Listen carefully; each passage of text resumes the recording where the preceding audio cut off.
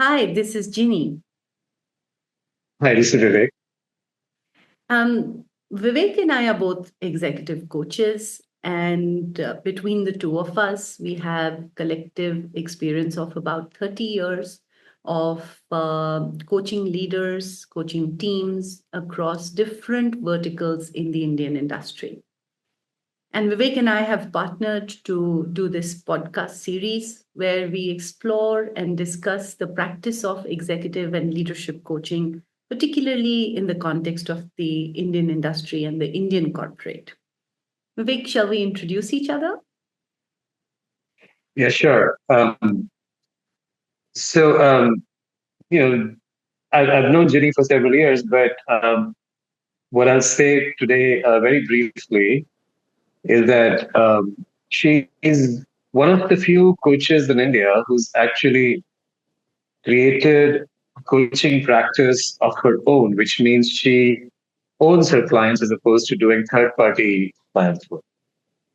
And I think this has become possible because she among her several skills, she listens very well, and listening obviously is a core coaching skill, and I want to emphasize that she's able to listen for that which truly makes a difference and matters, Mm.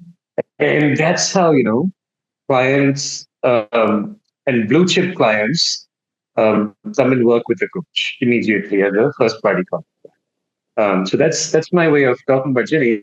And there's we've done a video where we talk in much more detail about our introduction, and we'll put a link of that. So please let's see if you'd like to hear more about Thanks for that, Vivek. Yeah, I think the way I'd like to introduce Vivek is uh, um, by saying that he's had rigorous training in being a coach, um, and part of that training has also involved a stint in training to be a therapist slash counselor at some point. He's also taught coaching with his coaching school, and so he's been a faculty member teaching coaching to people, at an international level. But what I most really admire about Vivek and what sort of, that this partnership was almost inevitable, given that I admire this about Vivek, is that, he's able to very deeply reflect on his coaching practice. And in reflecting on his coaching practice, he's able to bring out insights for the coaching community, which are intellectually and academically rigorous. And that's what makes partnering with Vivek very meaningful and very fruitful to get that from Vivek. So thank you for that, it. Thank Vivek. you. So yeah, so what are we talking about in this episode? Yeah, so in I think our broad intention for the podcast series is to sort of support this move from theory to practice. We all get trained in certain theoretical models of coaching, and but when it comes to practicing, we hold questions. There is a different development arc that we need to follow as we practice this profession. So, a broad intention is to sort of move from theory to practice. But for this specific, for today's podcast, our specific intention is, to start to take some of those that commonly held wisdom that coaching has come to be known for, irrespective of the theoretical lineage in which you would have gotten trained as a coach. Irrespective of the models that you have gotten trained as a coach, there is sort of a commonly held wisdom that has gotten formed as the profession of coaching has developed. And what we want to do is revisit, reconsider, challenge some of that wisdom.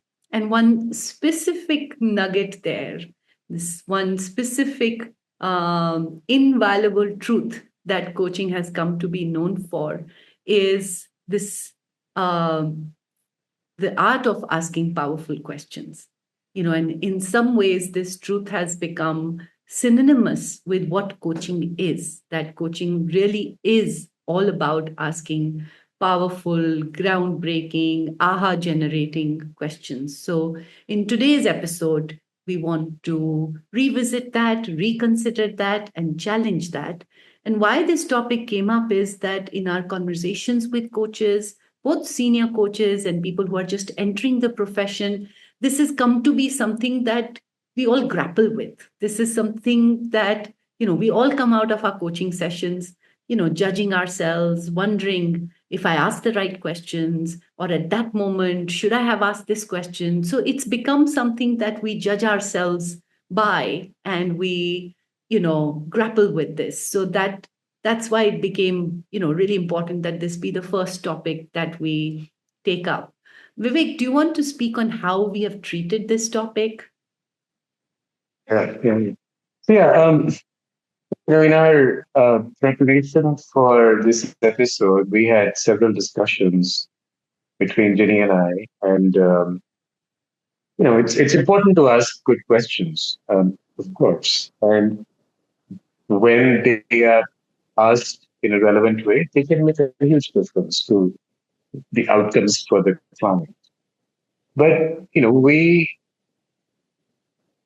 concluded for ourselves that we're not entering a coaching conversation with the main intent of asking good questions.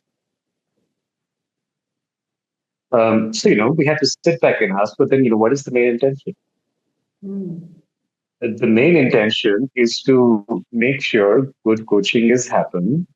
So how do we know at various points in the flow of the coaching conversation what are signs of good coaching? Mm. So I mean, the coaching starts, there's a start, begin, middle, late stage.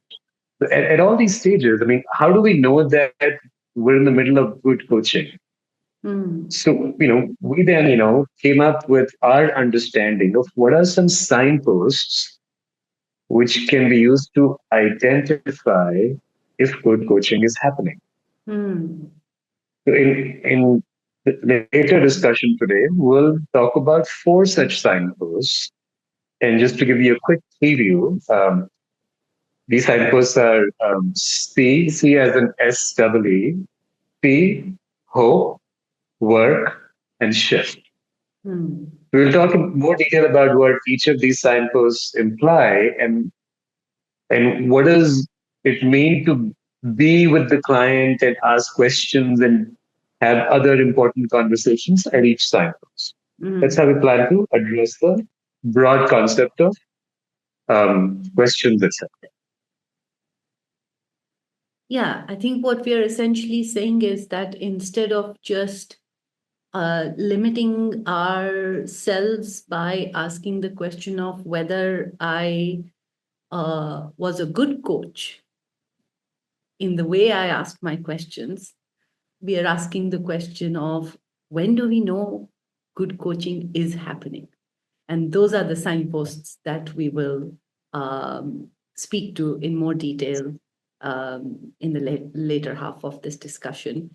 Why don't we kick off, Vivek, with exploring and discussing where did this idea of asking good questions, how did this germinate? How have this come to be such an important aspect of coaching?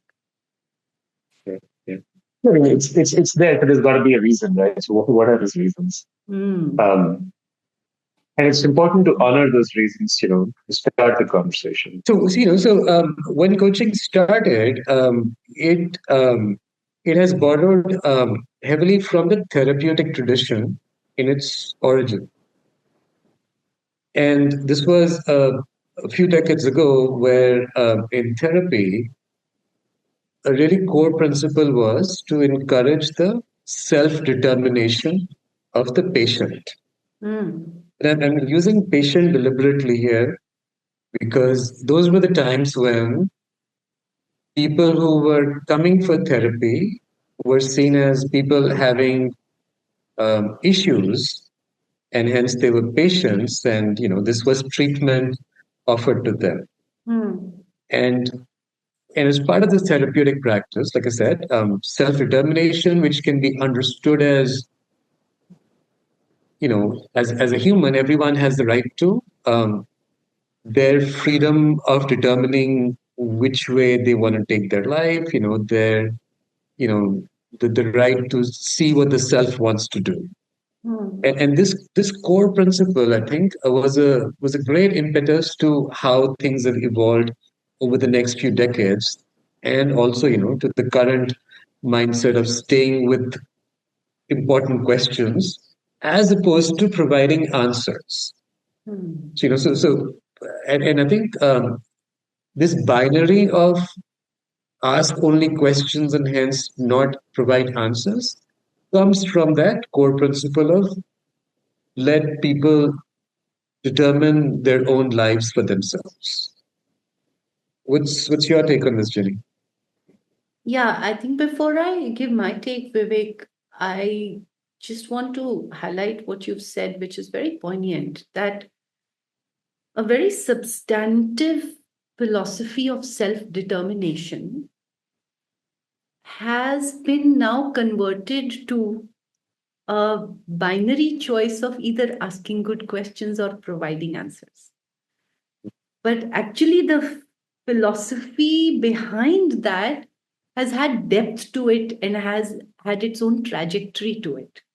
But the way it has come to be now in the coaching profession over the years of being synthesized is that as coaches, we've come to hold almost this binary choice of I either ask good questions or I can provide answers. And what we are trying to do with this podcast is to expand our sense of choices as a coach. That between these two, we have several choices as a coach, which is what we've learned from our practice.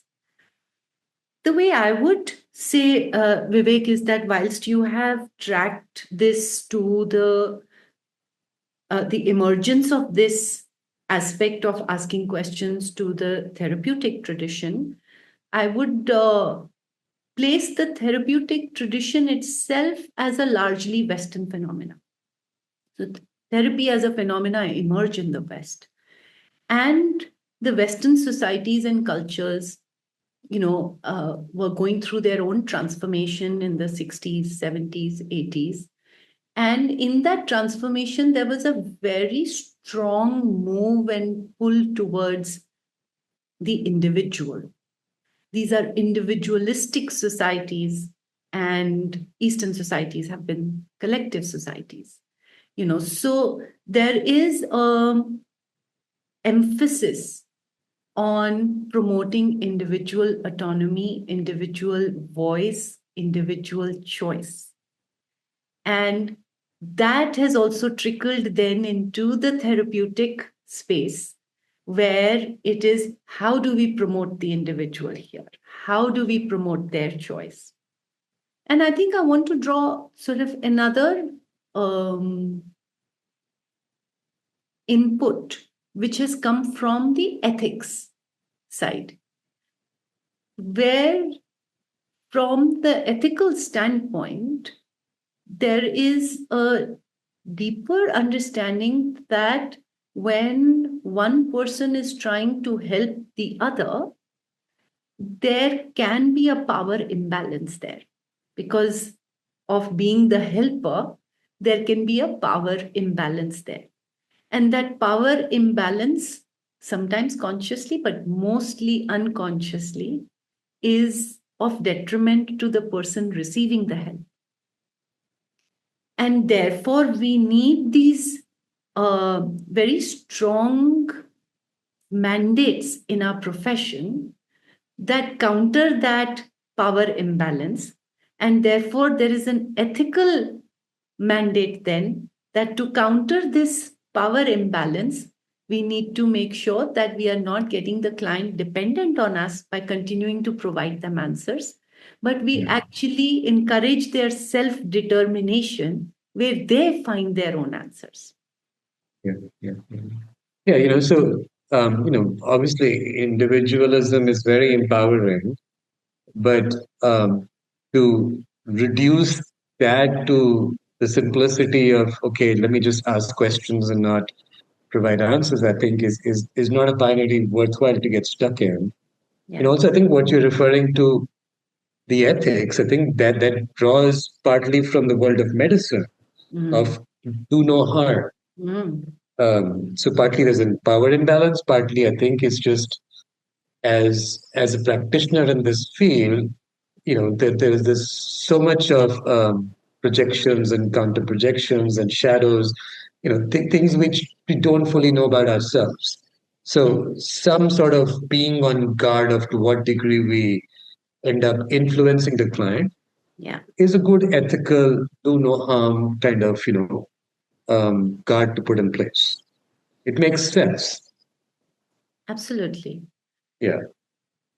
But Vivek, should we explore a little bit on how this has also come to be problematic for Yeah. So us this coaches? this was the start. This was what was happening in the earlier decades, a few decades ago. In its modern avatar, coaching, especially the coaching we do in corporate spaces, is with people who are very competent. They're they're running very successful lives and businesses. So I think they're no longer patients. They're people who are looking how to better their lives, which are already very competent lives. So to reduce the intelligence or the competence capability of such a person to not be able to think for themselves is not a useful move to make. Yeah. Um, One has to honor that the person can hear out the coach and then take good decisions for themselves through Yeah. that conversation. Yeah. Yeah. And I think the other aspect, Vivek, is going back to the way all of this wisdom, the self determination wisdom, giving platform to an individual voice, individual agency, do no harm. It the whole wisdom has then become reduced to this binary choice of I ask good questions, I don't provide answers. And holding that binary choice has come to limit our creativity as Yeah, as coaches. You know, it has become almost a way um, that we suppress ourselves as coaches. You know, and so I think the 2 points really here are that one, the people we are coaching, the successful, competent, confident people in the industry holding, very prestigious positions, um, are not the vulnerable, In fact, they are, they have the wherewithal and the thinking capacity, even if an answer is provided, to make good choices for themselves. And that from the coach's perspective, that to use this mandate and curb our creativity and our sense of options is limiting us and the difference we can make in the coaching conversation. So those are the two ways it's sort of come to be problematic to hold this relationship to this mandate of asking questions. yeah. Yeah, I think we're saying that these are very honorable principles and we can honor them without becoming prisoners of them. Beautifully said, Yeah, Vivek. On that note, Vivek, should we move on to the 4 signposts? yeah, let's do that. Um, so let's dive right into it. So, like we said, the 4 signposts will define our see, hope, work, and shift. So, seeing, you know, um, any coach who's been in practice for a few years would already know, this is essential. So, we want to just provide a few more distinctions to what we're implying. Um, First way to understand it would be that it's important to see how the client themselves are behaving, showing up in their being such that it leads to whatever situation, issues they're facing in life. Hmm. So sometimes, this can look like what's called naming a blind spot for somebody. Hmm. Blind spot is something which others can see, but you yourself aren't quite prudent to that. Hmm. So perhaps in the in the organization which the client sees, the client is working through the 360, one finds out that that there is some important feedback about the client's way of showing up, which people have named. Just that the client hasn't yet realized, oh, that's how I'm being, and that's what's creating part of the situation, the issue. Hmm. So that kind of seeing where we reveal what might be going on, which impacts the life the client is living. That kind of seeing is a good signpost to watch out for. Hmm. Hmm. And I think there is another kind of seeing as well, Vivek. One is this seeing of our blind spots. The client is able to see something about themselves that they hadn't seen before. There is a revealing. But there is another kind of seeing, which is what might be labeled as the elephant in the room Mhm. gets put in the middle of the conversation, you know. And this is something that client has known. Maybe it was a tacit knowing, maybe it was an implicit knowing, maybe it was a visceral knowing. But the client has known that, but now it's been named, it's been given words, it's been articulated, it's been put on the table. Yeah, yeah. And so there is this kind of seeing as well. So, what we are saying is that when the client is able to see either something new or something they already knew before, but they are able to see and articulate it and own it, and they are able to see the role they have played in having this, Yeah. that is the revealing that tells us that good coaching is happening. Right, right, right, right. Yes, yes. And yeah. So that there's the blind spot and there's elephant in the room. Just to go with those popular labels. Um, Naming the elephant in the room takes more skill Hmm. because it's obviously something which is being resisted.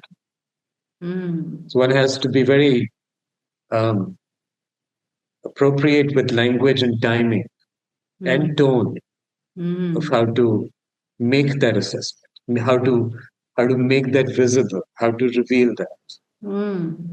And the point of doing it is that the client gets it, Hmm. such that some change starts to happen. Hmm. The point isn't just to it's not a smack on the face, because then that comes the way of any useful change.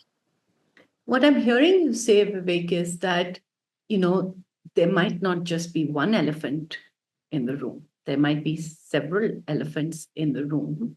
And the It could be a reason packed room. it's a packed room. And the reason why there are elephants in the room is because them being elephants in the room have served a purpose for the client.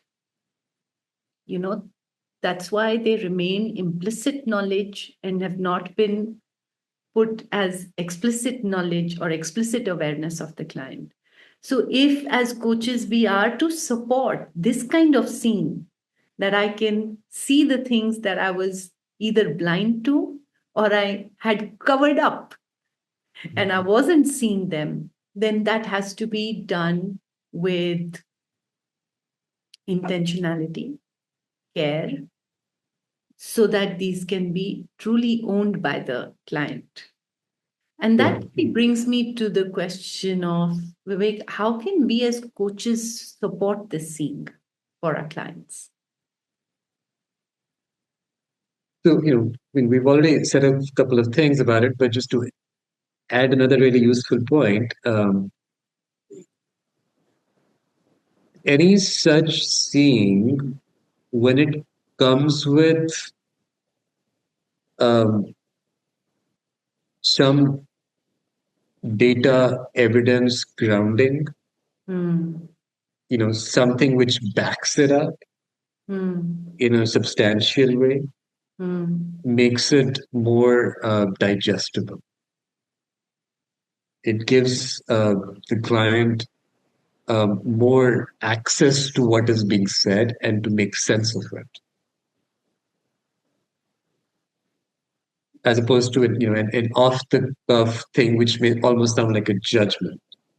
Hmm. Hmm. And obviously, a coach would therefore then need time with the client to start to, collect almost this body of data and evidence, uh, as opposed to, like you said, off the cuff judgment. And some of this data comes from psychometrics, some of this data comes from 360s, some of this data comes from, client's own storytelling.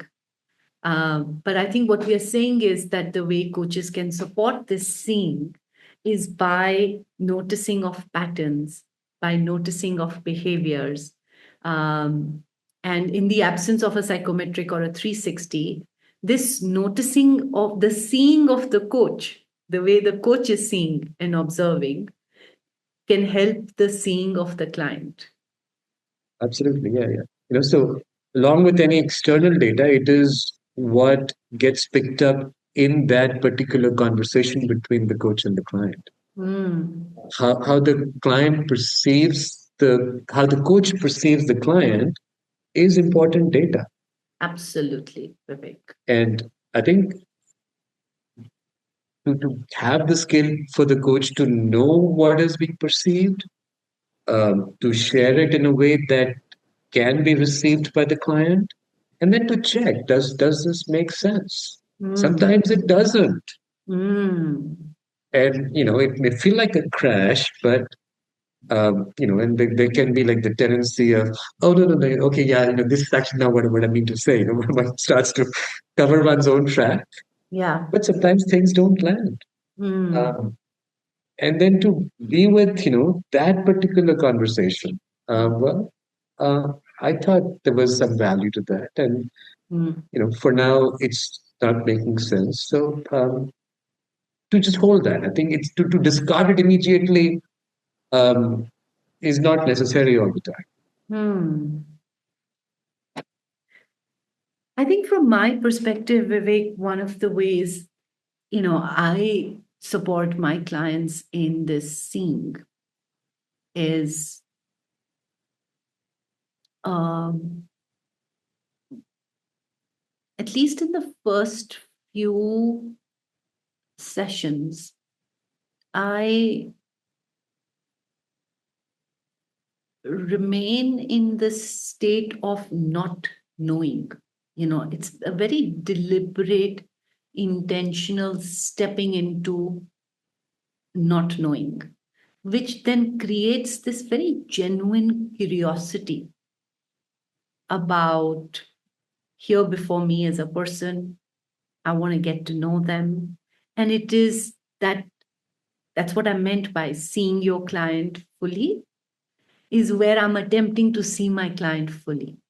I don't pretend to have the answers. I don't pretend to be the knower. I am in the state of this collection of data, so which is then determining the questions I'm asking. So I'm not, telling myself, ask good questions, ask powerful questions. The questions are automatically coming to me because I'm sitting with this. I don't know you. I want to get to know you. And that orientation is dictating my questions. Who is this person? How have you come to be this way? So if the person, for example, says, I think I'm experiencing a bit of fear, then I get very curious. Fear? Where is this fear coming from? Where have you experienced this before? What other situations in your life connect with this fear? It's almost these questions are automatically coming up for me, and I'm asking those questions. So that becomes a way of seeing my client fully. And then I do reach a point, I want to connect it to the point that you had made. I do reach a point where some sense making on my part is happening. And then I'm able to offer that to the client. Then I have left the seat of asking questions. And I am now sort of testing my hypothesis. Right. This is what I'm saying. Does that land for you? This is what I'm saying. Does that land for you? And I sometimes actually help the client connect the dots by saying, you said this, then you said this, then you said this.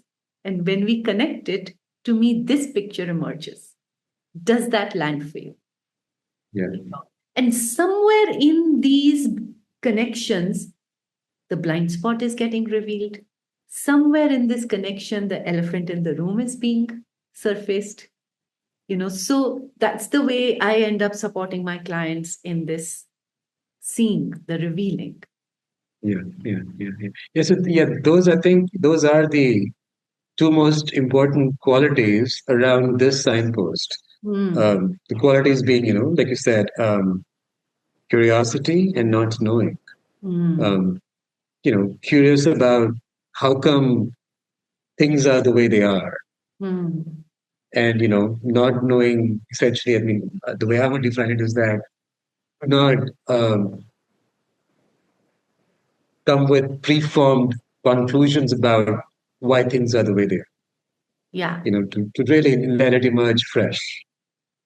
And Vivek, was this sounds almost, textbook that don't be judgmental about your client, but that's not what we are saying. I think, especially when we have a psychometric, I've seen coaches use Enneagram, the Hogans or the psychometrics of this world. If there is a psychometric, then we have we can come with prepared sense of this is who the person might be. And I think even that comes in the way of then the way we discover our client. And I think it's a very important skill to have that information if we have a 360 or a psychometric, but to be able to hold it tentatively and see how the client is choosing to reveal themselves. Yeah. They're all useful data sets, and like we've said, it's important to check how it lands, what sense the client makes of it. Does it help the client see themselves in how they are contributing to whatever is happening? If that seeing is happening, then it's good. Otherwise, something is not added. Exactly. Yeah, I think that's a good way to conclude this, Vivek. Yeah. Shall we move on to the next signpost? So what is the next signpost, Judy? The next signpost is, and I love it, is hope. And when we say hope, we don't mean the generalized hope that we hold for our lives. Here we are talking about a very specific kind of hope. At some point in the earlier segments of coaching, this is something to watch out for, that with regards to the specific issue, situation that the client has put as their coaching agenda. So, with regards to the coaching agenda, and this connects to the seeing as well, the client will begin to see what change is possible for me here.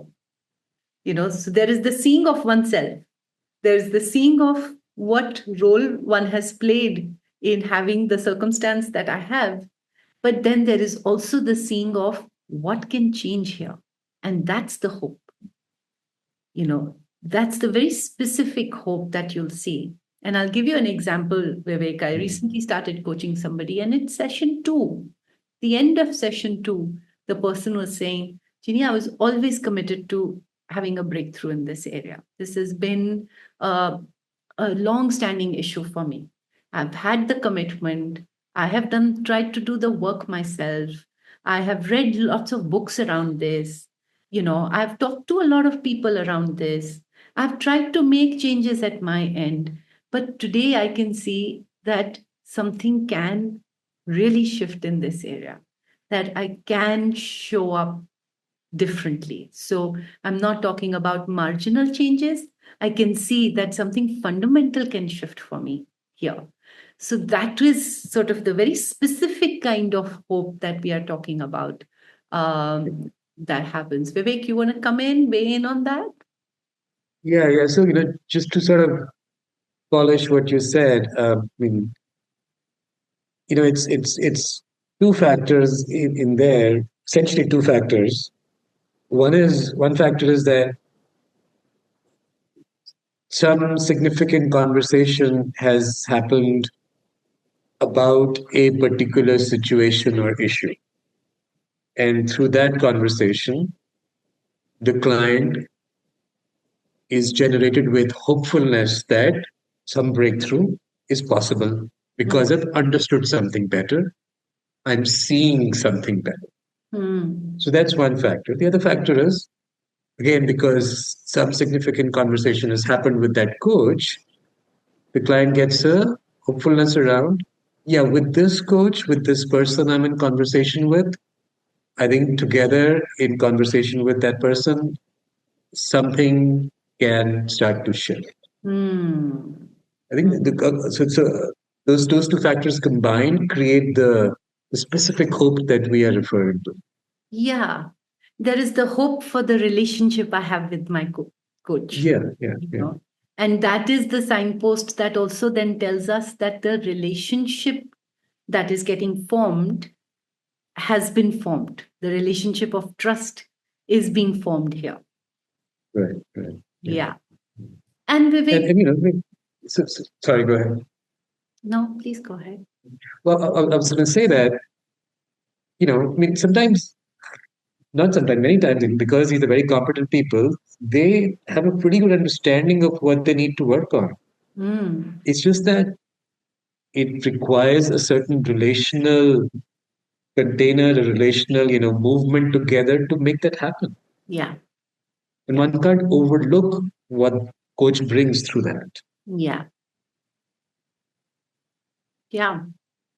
I love the word relational container. And I think the invitation really here is that instead of focusing on what powerful questions can I ask, the focus needs to be how am I building this relational container with my client? So like we asked earlier, so what are some things to keep in mind for around this signpost? Because we're naming the relationship as a strong factor here. Each one of us, essentially, in the person we are, partly the hope gets created because of the person we are. Our personhood is part of the offer of coaching we're making. So like we said that for seeing, the essential nature of seeing was in the revealing. When you reveal something to your client. In the hope signpost, what is essential is to make an offer which generates hope. So, just to provide some examples, who are we? Who are you and who am I in, what we bring through a personhood into a coaching scenario? Do you want to go first? Yeah, I think it's and I think it's important to point out that these offers are not explicit; these are implicitly there in the coach's personhood. I think the offer that I am for my clients is that um, you can be who you are unabashedly, what's and all. That your uh, it's it's there is a complete welcoming of the human condition, and the human condition is the good, the bad, the ugly. So the offer is to unravel, and in the unraveling a lot gets released, and the revealing happens in the unraveling, the seeing is happening, the hope is happening that something can shift, and my relationship with the client is getting strengthened. So I think that's the offer, implicit offer in my personhood to my clients. That's beautifully said. And it's important that every coach can clearly identify this for themselves. So like you said, your implicit offer, which just comes in through your personhood, is that you welcome who one is in one's human condition, warts and all, and that is true about you. I mean, I wholeheartedly, like support, not support's the Endorse word, that. You endorse that. endorse that. Thank you. I was thinking, what's the opposite of veto?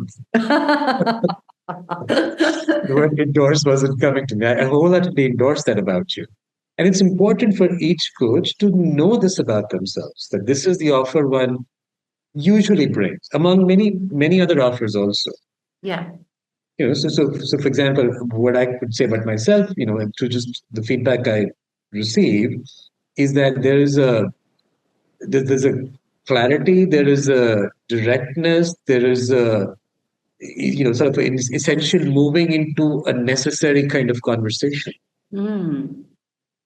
One could look at it as just sort of cutting out the weeds, sort of to make a clear path for getting into what is necessary.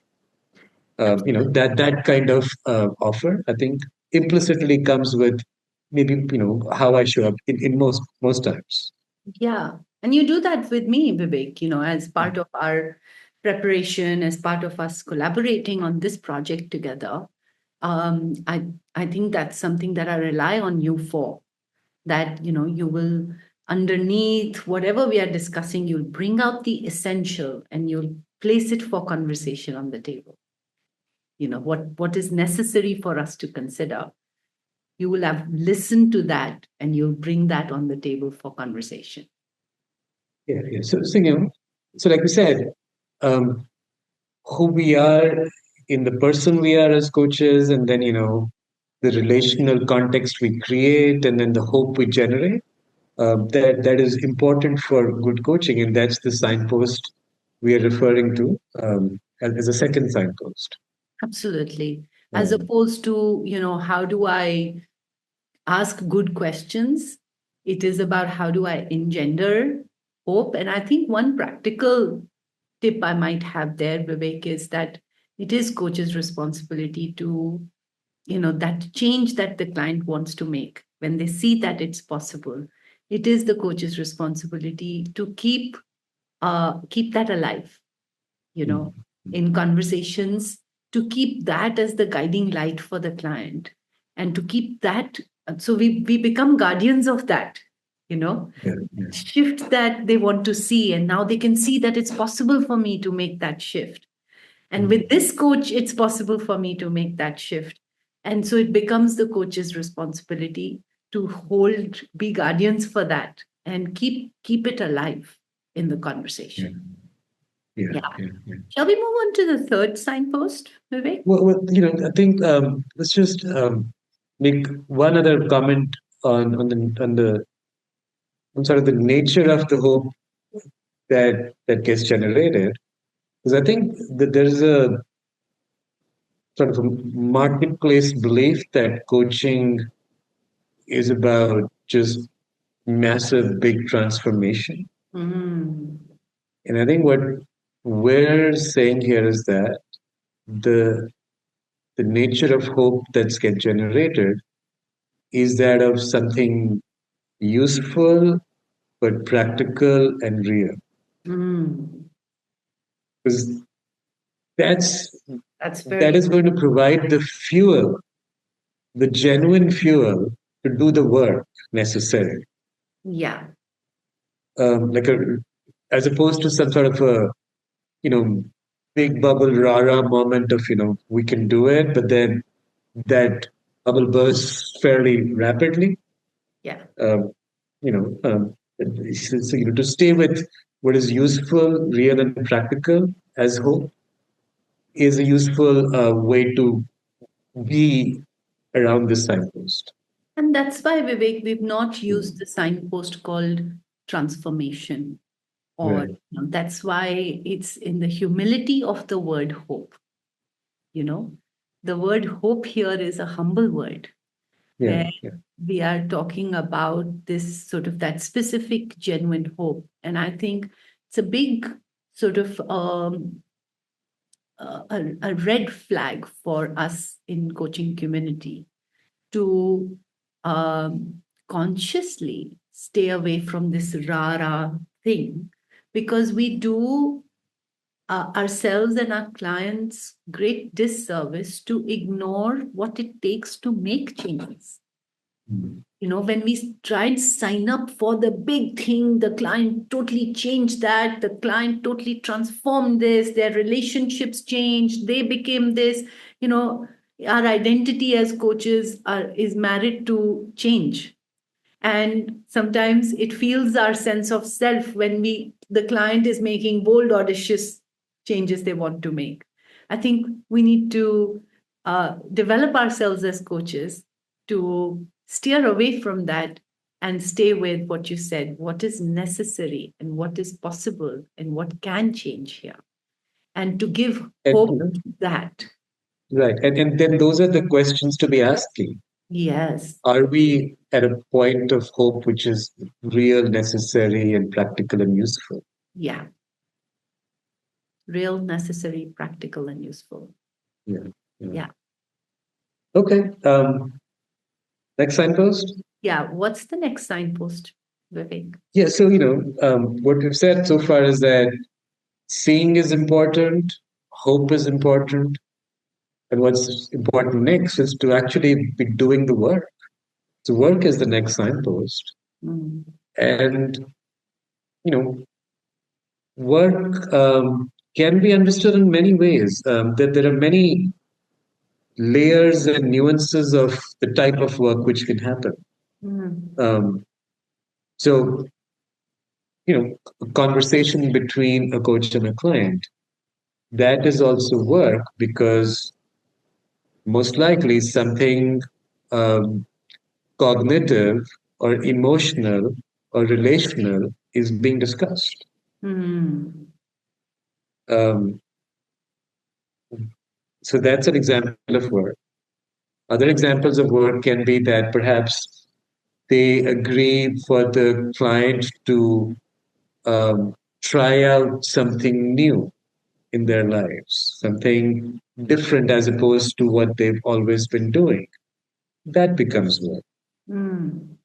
And it's work for the benefit of seeing, can I do something different which can have different outcomes there. Mm. Mm. So those are some starting comments, but how would you please comment? How would you add more to that? I think um,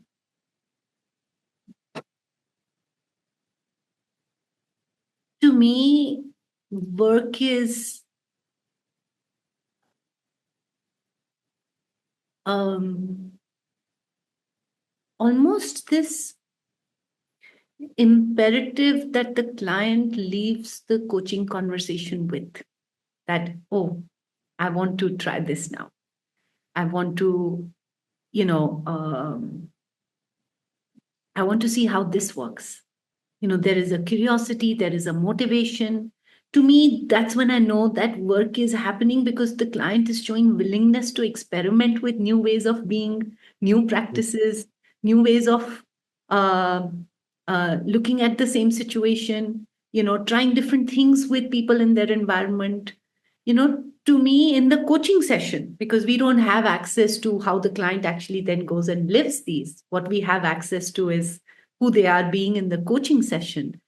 To me, the work is when I see that imperative automatically coming up for the client. And if it's not, Yeah. then as a coach, I'm encouraging. So now what? So what could be different here now? So what could you try out? Which is really the answer to the question, Vivek, that how can we support clients doing the work? Yeah. Yeah. Do you want to say something to that? Yeah. So what occurred to me while you were speaking is that I think we're not so in general, work is understood as people have work. They do a certain kind of job. People are in finance or marketing, etc. So we're not saying go work on your job. We're saying go work on yourself. Mm. Yeah. Something has been discussed about, something has been revealed to you about how you are, and now there is hope that there's a change which can happen, and that requires work on yourself. Yeah. Yeah. So I think that's the work we're referring to. Yeah. And Vivek, sometimes here is where we'll find the resistance comes back.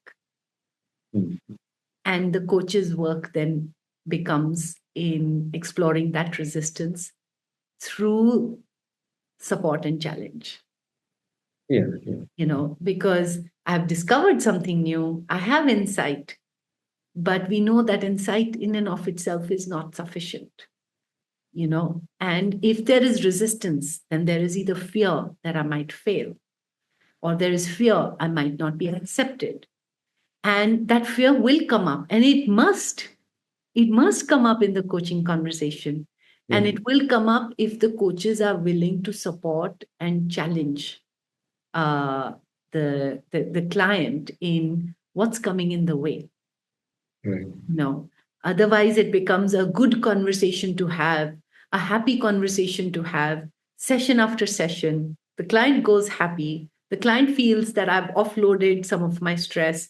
The client feels the catharsis a little bit because they've been able to speak to a trusted person about whatever's going on. But if the client is not uh, doing the work on self, then also we know that coaching is not happening. Yeah. So just to sort of clarify, that happy conversation or that catharsis, they're also work, but they're not sufficient work. Beautiful. Yeah. So, partly how the coach can support, you said, you use the term support and challenge. Because, supporting and challenging is the, sort of the underlying foundation at this signpost of work. Yeah. So the coach, how they can support the client is in providing enough understanding of what is sufficient work Mm. Mm. and how to go about with it. And Mm. that can be a wonderful, collaborative exercise also. It's Mm. not instructional. It's not like the client saying, you go do this. It's Yeah. not that. Yeah. It's not that. That's Uh, not what we're saying. Yeah. That will most likely not work. Yeah. And that'll have its own backfiring. Right. From my experience, I don't necessarily in every coaching session or at the end of it ask the client, okay, what are you going to do differently? But we are talking about that instead of asking myself, what question will I ask? Is this the right question to ask? Will this be a powerful question to ask? Or to continue to optimize for insight? Asking questions that are continuing to optimize for insight. Rather, we are looking at this stage, the client needs to be coming back with, I had that insight and now I'm doing this differently. And they bring that back as material into your next coaching conversation. All those are indications that coaching is happening because the client is trying to do something different here. Yeah. So it's not, Yeah. Go Sorry, ahead. Go ahead. We know, so like you said, clients go and do some work and then bring those insights. Sometimes what happens is that they make an attempt, and what happens is not a success. Mm. And that's also very useful from a coaching perspective because you've learned something. Yeah. And then, that insight from that will have a lot more power than having never attempted that work. Yeah. Absolutely. Absolutely.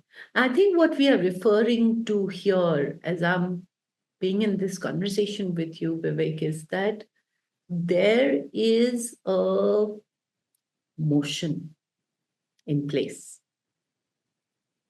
And what we are watching out for as coaches is whether that motion is in place. I might not, Yeah. it might not have success, it might not work, it might not have its intended outcomes, but there is a motion in place, Yeah. and if we see that the client's coming again and again, but there is no motion in place in their lives, then that is telling us that actual real work on self is not happening. And that's where the challenge aspect comes, Yeah. where Yeah. what's, So, with the recent client, this motion was not there. Work wasn't happening. mm, And I thought that there was sufficient seeing and hope that took place. mm, So I had to, I decided to have the necessary conversation of, I don't have hope. mm, I found myself telling this client that, I don't think this is working out. And mm. um, then we, had to confront what I was saying, and that had its own useful outcome. Yeah. But it's a useful signpost in a way that one should check if this is going on, this kind of motion. Yeah. And if it's not, then then that becomes an important question to come from. That how come this signpost is not there? It's not Mm, showing up. mm. And sometimes that becomes the most powerful conversation we'll have with our clients, Yes, yes. to give them the feedback that there is the seeing, you have the insight, you can see what shift you can make. But I'm noticing again and again that on this dimension, nothing much is shifting. So, what's really at play here? What's really happening here? And Right. that might be a juncture in the coaching journey to explore whether the journey itself is working. And Yes, that can yes. be a very powerful conversation for the coach to have. Either it will produce the momentum, or it will cut short a journey which is not needed, which comes back to our ethics as coaches. Would we Mm. continue a journey where no work, no movement, no shift is happening for whatever reason? So I think we've spoken sufficiently about the work bit, Vivek. It's very closely connected to our second signpost. Should we talk about that? As for our fourth signpost, should we talk Sure, about yeah. So go for it. Yes. our fourth signpost? Is what we have named shift. And the shift, the way we are defining this shift, is not necessarily that, again, that the client has gone and made these big changes, has shifted the way they are being, who they are being, all that also happens. But that's not what we mean when we say shift. What we are saying here is that the attunement that coach needs uh, to make with their client, to start to notice even those imperceptible shifts that they are making. And sometimes they can get lost because we are trying to look out for that big transformation. We are trying for the client to make that big jump, big shift, big transformation. These shifts can be the tiny shifts, the way the client languages themselves. For example, by the third or the fourth session, I was noticing the client who'd started talking about themselves in the you person was now starting to say I instead of Mm. you. And that was a shift. And my pointing that out to the client, that this is an unconscious shift that you are making already, or the client would have framed one situation particularly in a specific way, but has come back and is now giving a completely different frame to the same situation, or using a different way to describe something that they would have ideally probably may have described from, let's say, a victim mentality. But I can now see and hear that they are now describing it more from their sense of agency as opposed to having been a victim. So this is the signposting that there are imperceptible shifts happening, and the coach needs to be attuned to catching them and bringing them to the conversation.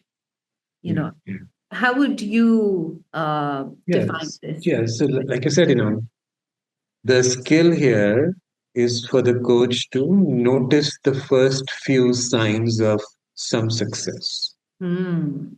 That's nicely put. Success as was defined in the seeing and hoping and work. Yeah. When that success starts to blossom, to name it, point to it, such that the client gets it. Oh, that's what just happened. In your example, the I versus the you. So the client, instead of saying you, owned up in using I. Essentially, it's an ownership, right? Yeah. Yeah. It's a subtle shift in language, but it's a great sign of ownership. Yeah. So that's the skill here. And I think also once you've named it, to have the client, explore that with you. Is that really what it feels like? What did they have to do to make that happen? What feels like a next step from there? Those are all good questions to be asking them. Yeah. And again, these are the questions that will naturally flow from noticing it. Right. Again, these are not the ready-made questions that you can take to a coaching conversation.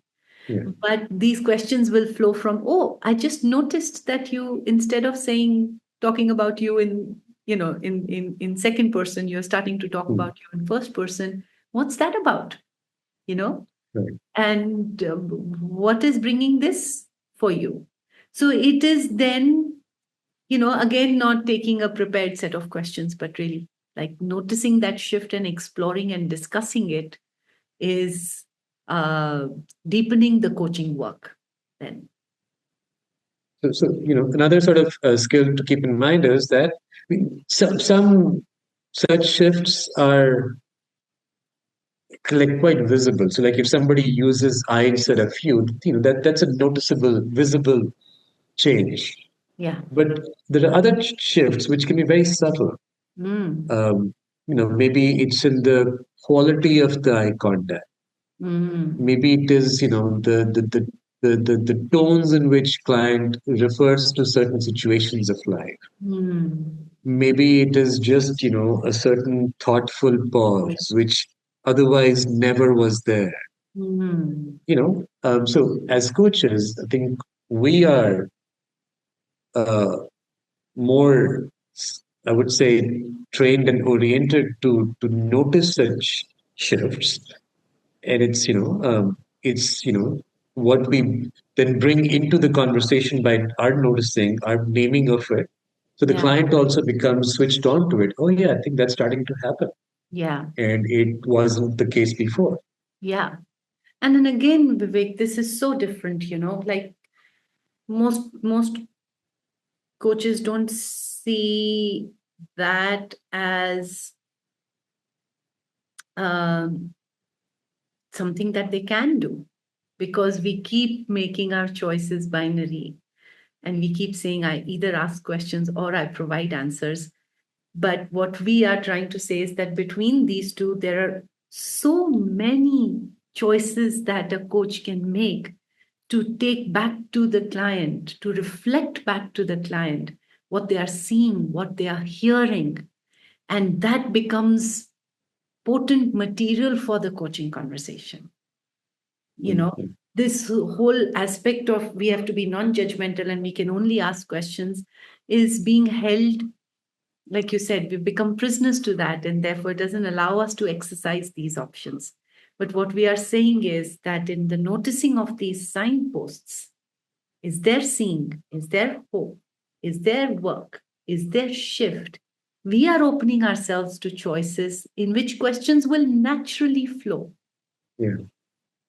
Anything else we need to add to the bit about shift, Vivek? Anything we may No, have? no, I think it's quite a full conversation. So, we've named these four signposts, and hopefully, we've named them clearly enough.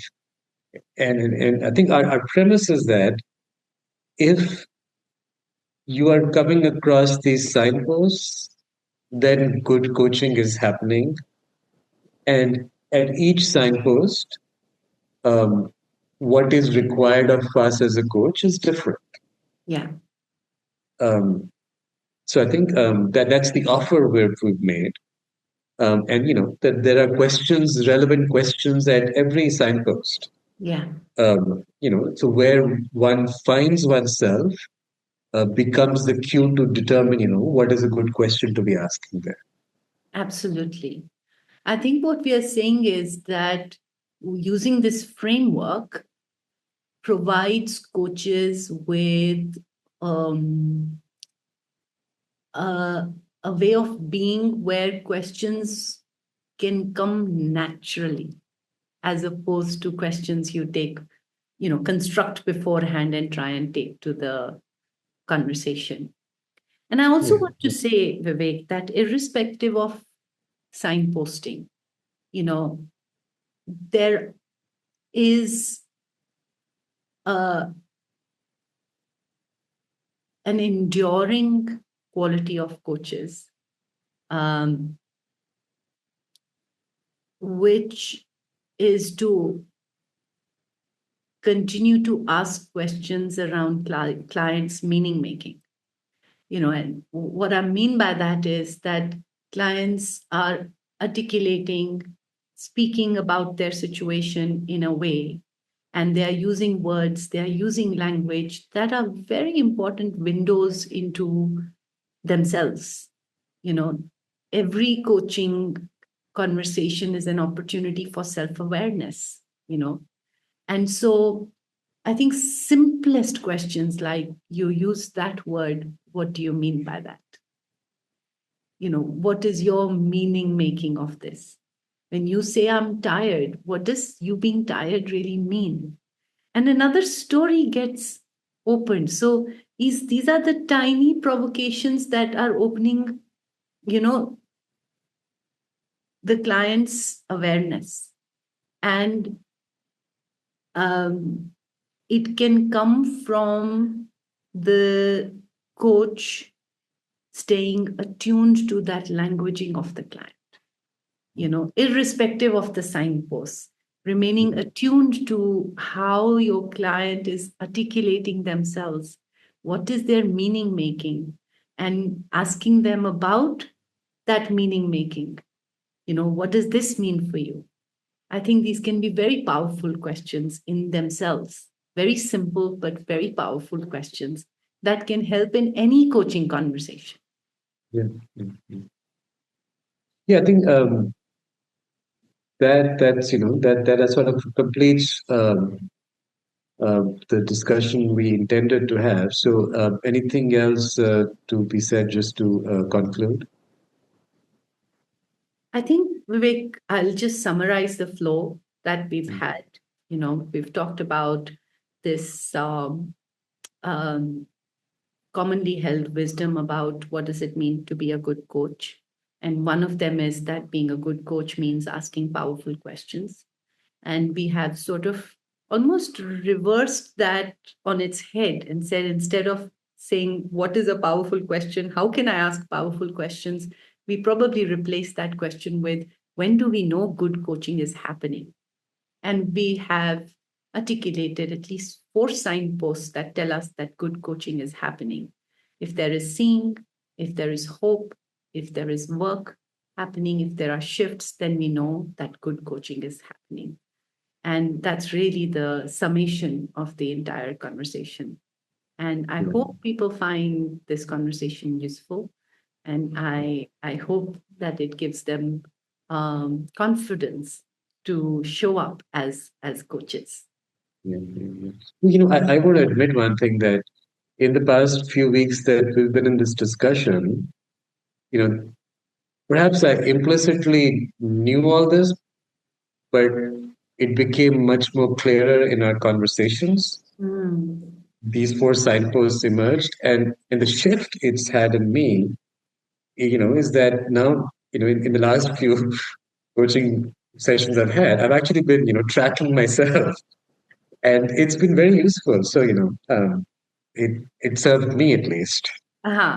Same for me, Vivek. Yeah. Same for me. Yeah. I've sort of, this framework has kind of been at the back as I've been in coaching conversations, and I have found it useful to hold it. And it's also become a framework of holding myself to account. you know Otherwise, yeah, like, is the shift there? Is the work there? What is the work there? What is the shift here?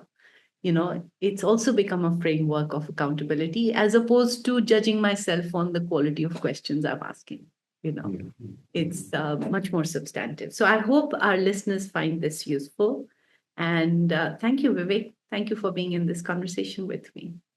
Well, thank you, Jenny, and thank you, everyone. And please do let us know what you thought about, our episode, this current episode. Thank you. Thank you. Bye-bye.